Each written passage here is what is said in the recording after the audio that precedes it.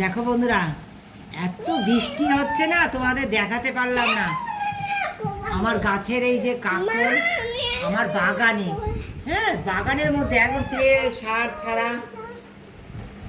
সার ছাড়া, মানে একদম কোনো যত্নই করা লাগে না, শুধু বাগানে এমনি হয়ে থাকে। বুঝেছে? এগুলো ওই বাগানে থেকে আমার গাছে এখানে সেখানে হয়ে থাকে এই কাকড়। এত সুস্বাদু তা ধারণার বাড়ি। এগুলো হাটেও বাজারেও পাওয়া যায়।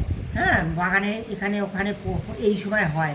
তোমাদের দেখবে, তোমরা বাজারে গিয়ে দেখবে এই যে কাঁকরোল চেনার উপায় কি করে তোমরা বাগানের মানে একদম দেশি কাঁকরোলটা কি করে কিনবে। এটা হচ্ছে বাগানের দেশি কাঁকরোল, এইটা বেশি সুস্বাদু। এইটা কি করে চিনবে দেখো, একদম এইটা দেখো কত কাটা, ঘিজি কাটা, সরু সরু। আর এটা বাজারের কাঁকরোল। দেখো বাজারের কাঁকরোলটা দেখে বুঝতে পারছো বাজারের কাঁকরোলটা কেমন হয়। এই যে কাটার কোনো আলই নেই, এর কাটা প্রচণ্ড আল। দেখো দুটো কাঁকরোলের দেখো, এই যে পরপর দেখাচ্ছি সবই দেখো এরকম।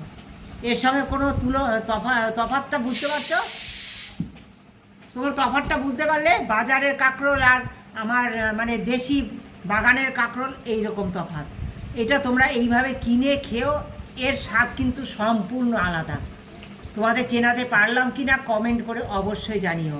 দেশি কাঁকরোল আর বাজারের কাঁকরোল চেনার উপায়, চাষের কাঁকরোল আর দেশি কাঁকরোল চেনার উপায়, এটাই তোমাদের বলার ছিল। আর তোমাদের নিশ্চয়ই ভালো লেগেছে আমার এই কথাগুলো, আমার চেনাবার উপায়গুলো। যদি ভালো লাগে অবশ্যই তোমরা বলো। আর যারা ভালোবাসা দিয়ে পুরো ভিডিওটা দেখেছো তাদেরকে অনেক ধন্যবাদ।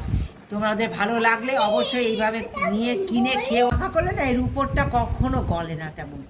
আর এটা সম্পূর্ণ মোমের মতো গলে যাবে, এটাই তফাৎ আরও।